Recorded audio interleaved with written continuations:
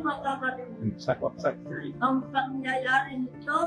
Alam kasi daklaw ang ating salsakan. Pagawa bata sa nakatanim sa puso ko, hindi ko nakikisugan. Baka ikasugan. Nadapa ang katit. Ang pinagdaanan ng aming mga kita ko po ang aking magulang na ito siya. Magpaparusa ang mga babae ang hinanap nila. Kaniwaganan ng pangangalalgad ang mga kargada ay pinabubuhan. Sabay na po na. June 1942. Masaklap na buhay po ang pinagdaanan namin dito sa aming barangay. Namulat po kami, katakot-takot, naputukan bomba ang dumadapo sa amin. Heto na po ang mga sundalong Hapon. Isang umaga po, anti-maagi, pumuputok na yung mga kanyon at saka yung mga sundalong Hapon nandoon na po sa dito po sa Mapanike.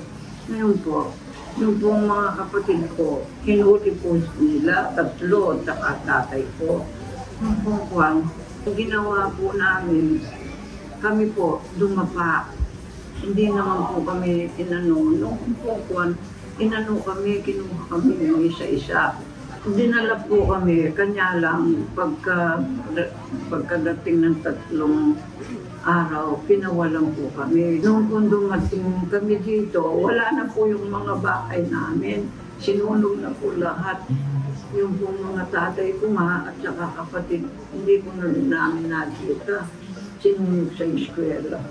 Kanya po ako, pagka po nababanggit yung ganon, sumisikip po yung aking dibdib.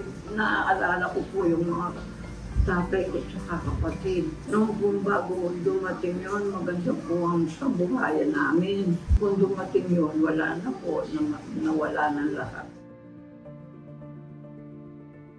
Nagulo na nga kami, nagbakwit, saan kami pupunta. Hindi namin alam kung saan kami susunod.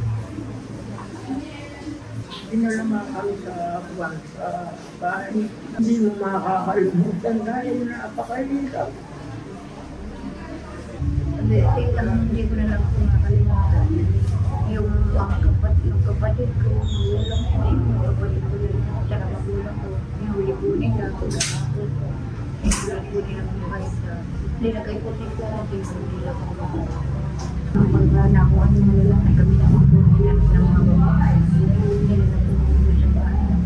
Walang isasapong tao. Ayun nga, dyan namin makakalaman sa yung ginawa natin sa amin, Mario. Hindi kami kumakain, hindi kami kumukuha.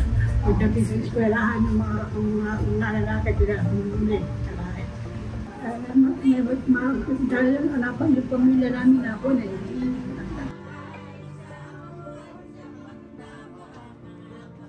Kahit ako ay magsisiyak in the thousand financial because yung gusto ko ay sila. Kaya po ako naging prophet. Na sana po ang bansang Japan na lumapastangan dito sa aming dito. Magkaroon naman sa atas sila ng awa ang kanilang ginawa.